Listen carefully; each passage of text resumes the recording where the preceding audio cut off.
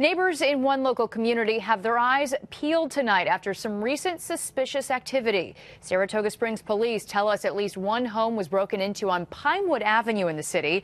And they also say the crook or crooks tried breaking into several others along the same street.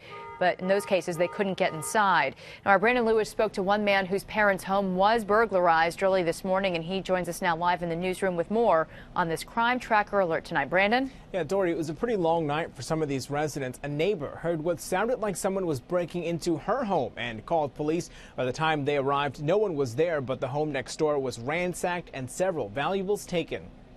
I got a call from my parents last night, middle of the night, about 2:30, saying that there was a problem with their house and that the police were there and the house needed to be secured. When Jack Cox Jr. arrived at his parents' home on Pinewood Avenue, he found a mess left behind by a burglar searching for whatever valuables he could find. They had taken all the drawers out and had been in one room, and they had sifted through the drawers looking for whatever they took. We're not really sure what the inventory is. Parents are away, so until they get back, we won't really have a full understanding of what was taken. Police say several homes nearby had evidence someone trying to break in. One neighbor told us off camera she found a man's footprints going around her home.